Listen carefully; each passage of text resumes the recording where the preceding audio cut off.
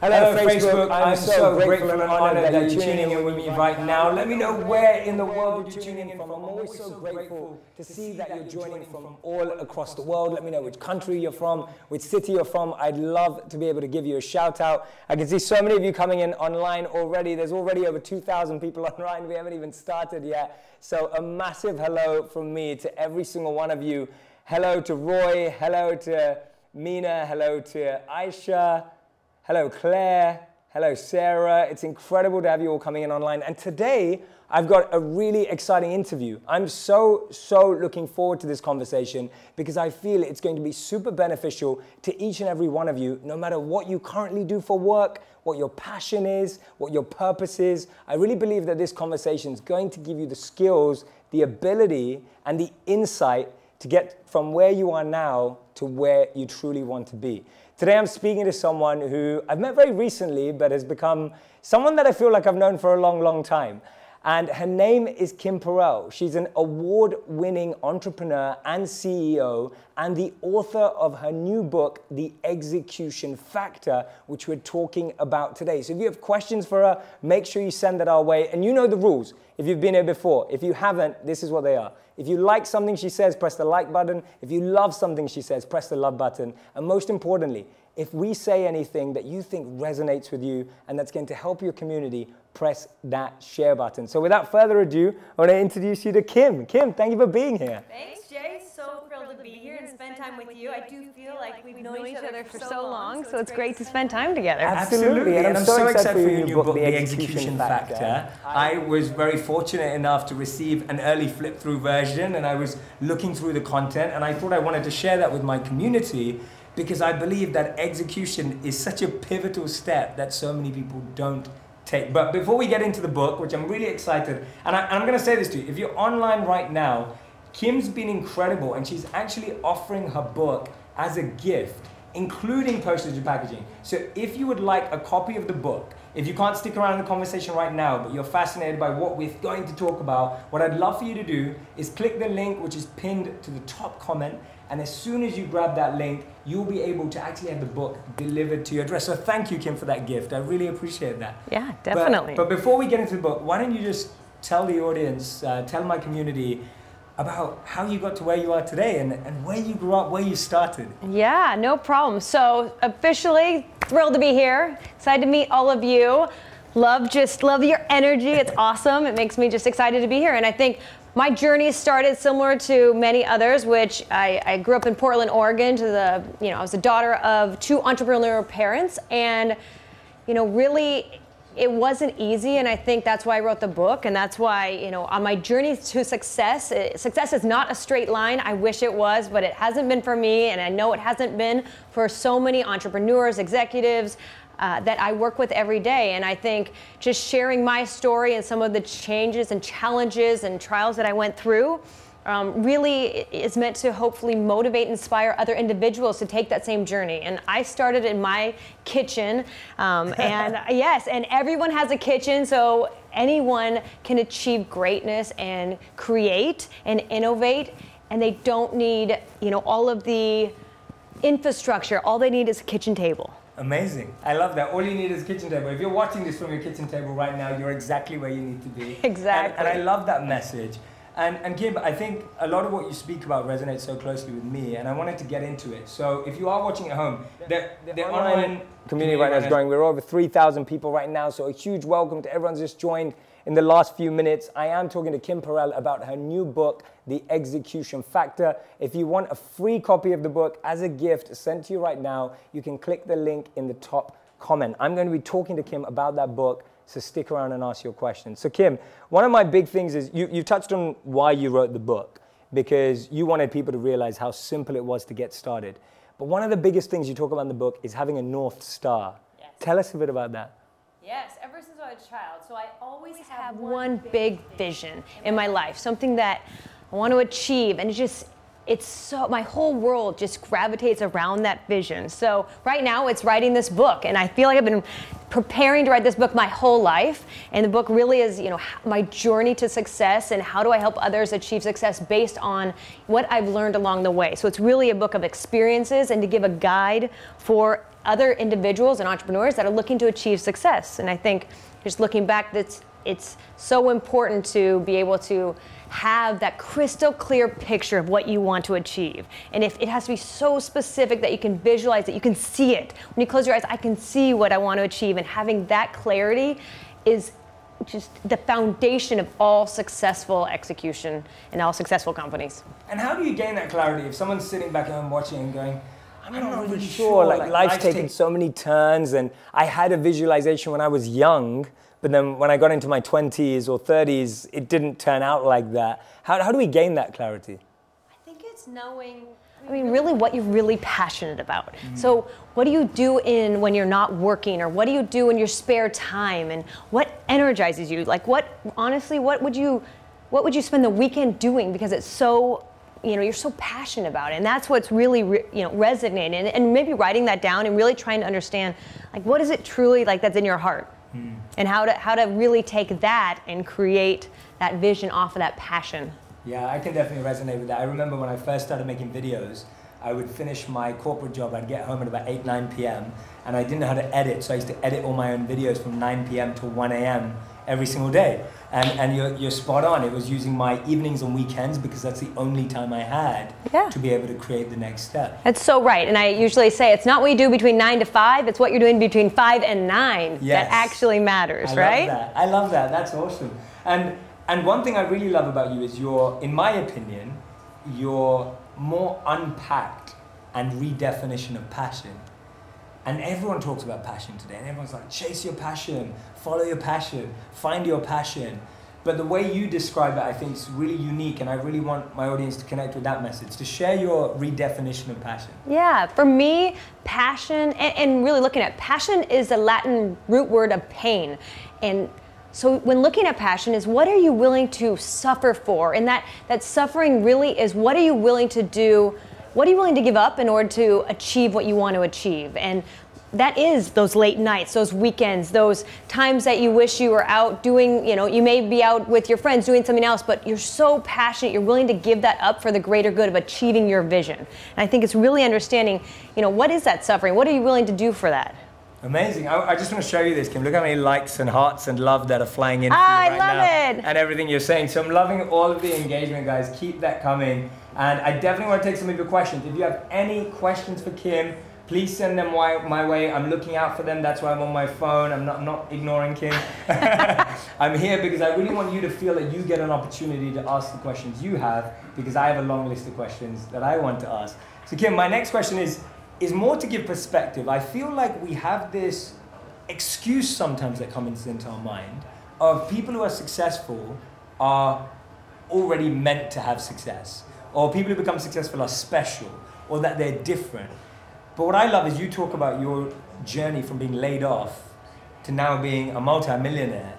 But let's just map out that journey a little bit. Let's really get into that. Yeah, and I think I totally agree. I think you're not born with success. You don't have to have a high IQ. You don't have to go from a pedigree of going to the best school, but you definitely have to have the passion and the vision in order to execute and become successful. And that's why I wrote the book, because I think it's important to really take it back to where I came from. My parents were entrepreneurs.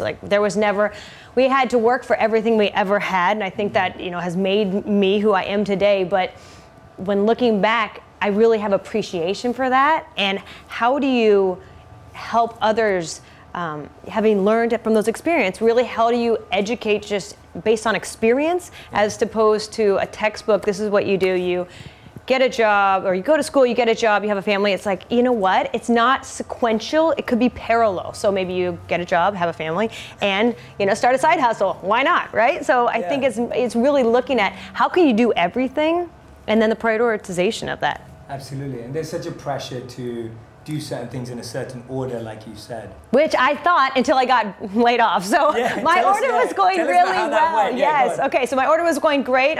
Went to school. I got a job, and then unfortunately it was during the .com incredible .com time here in LA, which was amazing, and we raised $120 million in funding.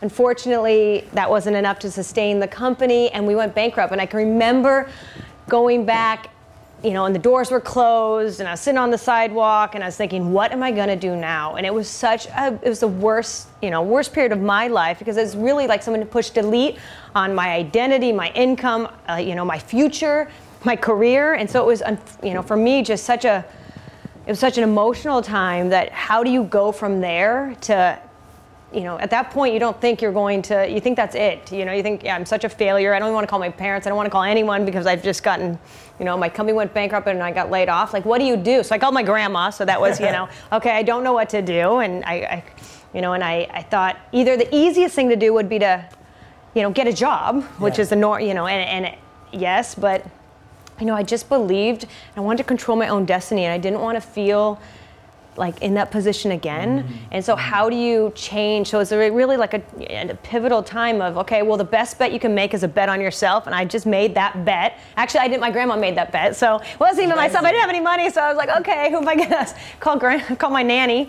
And yeah, and I asked her for a loan. And then I said, I believe in this digital, future. It's gonna transform, the entire world. And my nanny obviously didn't know much about digital, but she knew me. And so she gave me a loan for $10,000, and she was your first investor. She was my first investor. So hey, I love it. But I think the point is that it doesn't take a lot of capital to start. You can start. I started my kitchen. I worked in my kitchen for 3 years, and it was not easy, and it was hard.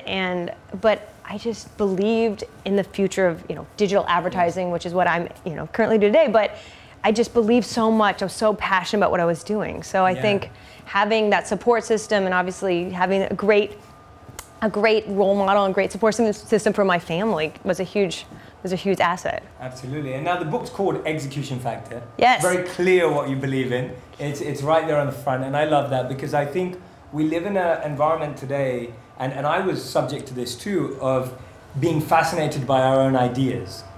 So the amount of time, and I'm sure you get this all the time, but the amount of times you hear an idea of, oh, I've got the next billion-dollar app idea, or I have the next idea for the best startup, or this, or whatever it may be. And everyone has loads of cool ideas. Totally.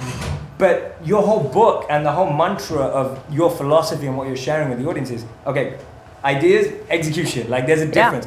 Let's talk a bit about how ideas can turn into execution and the value of ideas versus execution. Yeah, I think innovation's a starting point. So ideas are a dime a dozen though. And I think when you look at it, everyone, like you're saying, everyone's got a great idea. And I'm an avid angel investor, so I've invested in over 70 companies. Wow. So I love the entrepreneur. In what spaces? In all, in beauty products, digital technology, real estate, grass-fed beef, you name it, I've invested in it. I just believe in the entrepreneur. I invest in people, and I invest in people that can execute. And so looking at the ideas and then understanding how are they going to take that idea and that dream and make it a reality, and that's hard. Right. So I think that's, it's really important. I think there's a great quote where idea is 1%, and then the next 99%, the perspiration that comes with achieving that dream, which I love. I probably didn't quote that right, but the principle is, I love the idea phase, but it's all about turning that dream into reality. Yes. And this book explains how to do that. So I think that's the challenge. Everyone's like, I got a great idea. I'm like, great. How are you going to execute on that idea? And that's where, I think that's the hard part, to be honest. Like, how am I going to, I've got a brilliant idea, but how do I take it from idea to actually getting it to market? And I think that's what the book gives you, a personal guide to really help you create that blueprint. Amazing. And that's exactly what we all need. I'm sure anyone watching back at home, I'm sure you've had so many ideas in your life. I know I have. And what Kim's really bringing about here, two important things: the execution, also the passion. Sometimes we build ideas that we're not passionate about, and that doesn't necessarily have a longevity to it. Right. And the other option is you start building something that you're passionate about, but you don't really have the execution ability. So really about marrying the two together. And why don't we unpack one of those things? Let's say someone out there has a great idea. Tell us about a few of the tips in the book of where someone can get started. Yeah, so if you have a great idea and you're passionate about it, I think you got to take action.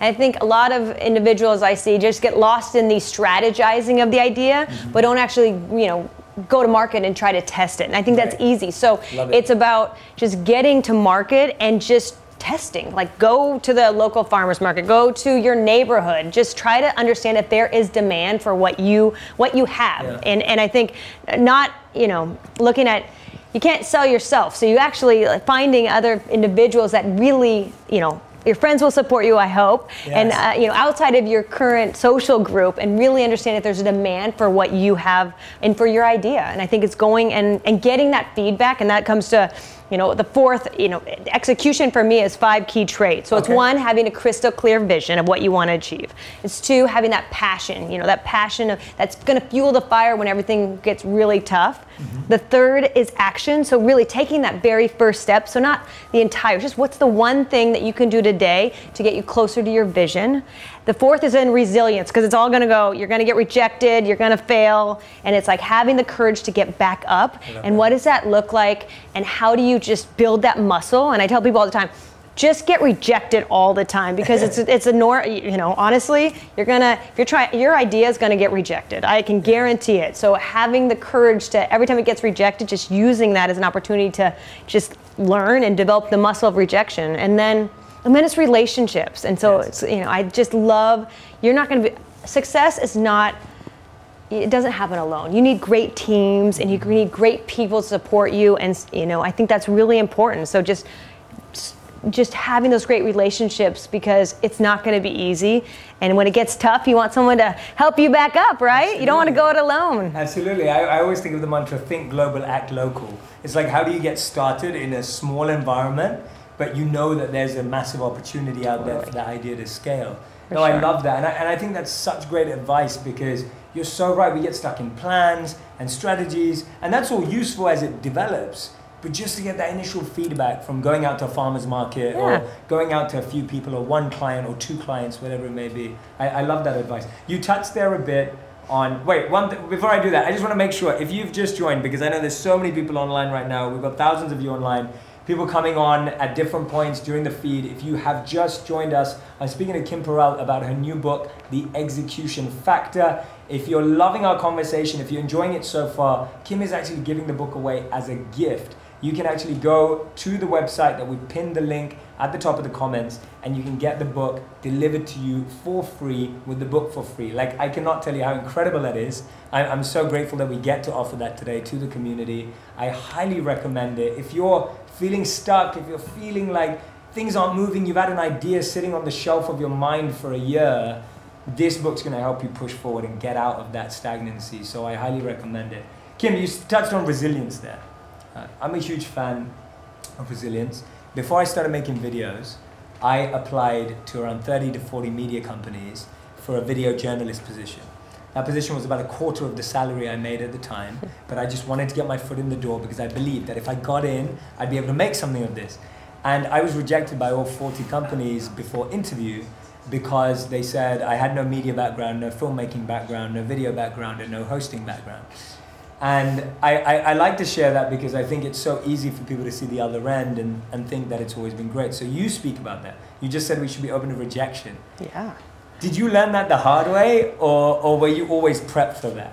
No, I learned it the hard way. I get rejected all the time, right? And I think hence had asked my grandma for money, because there wasn't a lot of capital at that time, and I think, but I still get rejected. I mean, it's part of life, and I think that makes you stronger, and it's actually great feedback. So feedback's a gift. Yes. How do you get more feedback? Why are you rejecting me? Why don't you like my product? Why don't you like what I'm offering? What is missing? And just asking those questions, because you want the honesty and the transparency, and unless you ask, you're not going to know. Yes. And it's actually putting yourselves in situations where you'll get the feedback, right? And I think that, and then using that to just be better the next time, and just tailoring. So I think it's about agility too, which is making sure, you're learning as, with every rejection, you're being resilient and using that.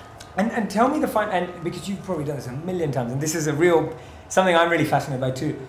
What's the fine line between feedback that you should implement versus feedback that you feel is just not coming from the right place? Like, how do you know the difference between feedback versus opinion? So we know a lot of companies, brands have actually held on to what they believed in versus just trying to do what everyone thinks you should do. How have you kind of figured that out for yourself? Yeah, I think that comes back to there's a lot of feedback and everyone's a critic and and it hurts, right? Like every time you get negative critic on your vision, you kind of like it takes a little bit of your soul. So I think it's surrounding yourself. Again, it comes back to the relationship. So having mentors or other individuals that you can ask and really get unbiased feedback from them that you trust. So it's really understanding, which feedback you're going to take, but also using a network of people that you trust to make sure that you're getting the feedback and using the feedback that actually, is applicable to you. Because it's not all, I agree, you can't listen to everyone's feedback, but I think usually you'll find a red thread of feedback which will then be able to use to adapt. Absolutely. Laura said, we'd love that book. Chrissy said, wow, I would love that book. I'm watching from Western Cape. That's awesome. I hope you get it. You can download it. Well, not download it. You can have it sent to you. Taylor says, thank you so much for the gift. So that's awesome. A lot of people are getting into it, and this is brilliant. Thanks a lot, says Richa. Thanks, got my copy, says Priya. This is brilliant. Awesome, guys. I'm so happy that you're responding so positively to the gift and hopefully being able to read it and actually execute on all your dreams. Kim, you spoke a lot about picking the right team and having the right people around you. How have you known whether you're surrounding yourself by the right people? I think early on in business, people make so many bad relationship decisions with partners, whether it's family, whether it's just the only person you know, whether it's the only person who looks like they're helping you. Tell us a bit about what are your criteria for selecting a good team around you? So from my experience, in starting out, I thought I could do everything. So I think that was it's good learning. You can't do everything, so why even try? So finding individuals that complement you. So whatever, my strengths versus the team members I'm looking for is how do they complement you? Because you don't need two of you, you need a lot more. You need one of you, one of me. Yeah. So you need a team that's really, it's like a sports team, right? So really, how do you find the individuals that make you that champion team as opposed to, an individual stars? Because it's just not, you're not going to be able to succeed at scale or long term, and it's looking for people that you trust, that have high integrity, that you really believe in you, and then that complement your strengths. And that share in the vision. I think that's the biggest thing is, do you believe in my vision? Yes. And whatever that vision may be. Yeah, I love that. You don't need two of you, which I completely agree with. I think I drive myself crazy. Me too! and I love that. It's about that shared vision, which I think is also so hard to find. Right. Is everyone coming on board for a greater perspective and greater purpose? Yeah. Yeah, absolutely love that. Awesome. And I think this is really important. I think a lot of people are already getting their free copy of the book, but when you wrote the book, I want to get into your mind. Who is the book for? Me. I wrote the book, and honestly, I love the book because it's stories of how I was able to overcome all the obstacles and achieve success. So it's the individual that honestly is in a place, they're stuck, they're overwhelmed, they're afraid, they feel that they have this great idea, and like, what do you do next? And how do you do it? And I think I wrote the book for anyone that's been in that position. And it's like, why reinvent the wheel? How do you learn from all of my mistakes? And how do I learn from all my experience and all the companies I've invested in and in the companies I've been in? And how do you create that blueprint that makes it easier? Because it was hard. And so I really want to pay it forward. And I like, if you read the book, success is outlined. That blueprint for success is outlined in this book. So everything I know, I just wrote down on a piece of paper, everything I've learned, and it's really about helping others. Like really shared success. I love that. With the most important thing. Yeah. With one of the most important things. I feel like there are people out there, some of you who have your product idea, who have your service idea, who have a brand idea, whatever it may be, but don't let it die an idea. Exactly. That happens so often, just letting something incredible inside of you die or be imprisoned forever. It's so much better when you actually get it to live and breathe. And yes, it's going to have a ton of iterations. Yes, it's going to go through so many evolutions, but that idea will be able to be so much more powerful when it lives in the world. So, Kim, I want to touch on this because you support a lot of female entrepreneurs, women entrepreneurs. That's a big part of your mission as well. Yeah. Tell us a bit about the mentors you had in your life, apart from just your grandmother when things started to grow, which I think is a beautiful beginning, and then the mentor you've become to others as well. Yeah. And I love female leadership. I think, when you look at last year in 2017, only 17% of founders were female. Wow. So it's great to get other females out there creating and innovating and, starting companies and helping to lead. And it does come down to, I've had great mentorship, and I feel really lucky to have had that. My mother was an entrepreneur, and so she's a great mentor in my life, and I really want to pay it forward to and encourage other individuals and other females to, I say, if you don't ask, you don't get. Like, ask for the opportunity, ask for the promotion, ask for a loan. It's up to you to achieve whatever it is you dream of. And how do you do that? And that's, I'm here to support that. I love that. I want to see more of that. Amazing. Absolutely amazing. I love that. And I think it's brilliant. I always look at it from the perspective, I don't have kids yet, but I always look at it from that perspective of, if I had a daughter, I want her to be able to see that. I find, and you speak a lot about this, about why you became an entrepreneur in the first place. If you're not exposed to entrepreneurs, right, if you don't know they exist, why would you ever aspire to be one? Mm-hmm. And I always say you can't be what you can't see. And so much of our society, if you can't see something, no one will ever aspire for it. So I think it's incredible what you're doing. Yes. I'm so happy and just, My daughter's 4, so every time I leave, I'm I don't say I'm going to work. I say, don't worry, honey, I'm going to change the world. Oh, I love that. And it's a mindset, right? Yeah. And then it's like, how do I get the skill set to be able to, have that mindset? Absolutely amazing. This has been such an incredible conversation. I'm so grateful to you, Kim. For those of you who have loved this conversation, there's been so much great energy. I've taken some of your questions, put them into mine as well. I've seen all the likes and love flying through. We can't hear your round of applause, so I'd like to see it. So if you love this conversation, send the likes and love so I can show you to Kim. And also, I just want to remind you, if you have just joined the conversation, if you've been here the whole time, make sure you go and check out the book. It's called The Execution Factor. We have the link pinned to the top. You can go and order the book directly to you, absolutely free. I cannot tell you how incredible that is. And just by reading the book, you'll be able to know the next steps for you. Kim, what are the next steps for you? Tell the audience where they can find you, follow you, and get more involved in everything else you're doing, because I know you have a lot more exciting announcements too. I do. So the book is actually coming out in September, so that's what's next. So we're just getting excited for the official launch and looking at how do we help fund new entrepreneurs and individuals with ideas. And you can go to kimperell.com to learn more. And so check out the website. And really, my hope is to pay it forward to all those incredible individuals out there that are looking to achieve the same thing and coming from the same place. Amazing. I love it. Thank you so much, Kim, for joining. Thank you for having me. I know. Love it. Yeah. And thank you to all of you for tuning in. I really hope that you're going to go and get the book. I hope that it gets you get started on your ideas, turn them into execution, and really have an impact to the world. So thank you so much to each and every single one of you for watching, liking, sharing. Share this if you know that someone should have been watching this in your Facebook network that hasn't been able to tune in right now, because I promise that there are so many people out there with incredible ideas that just don't know where to start. So thank you again, Kim, and thank you to all of you. Thank you. See you soon, guys. Take care.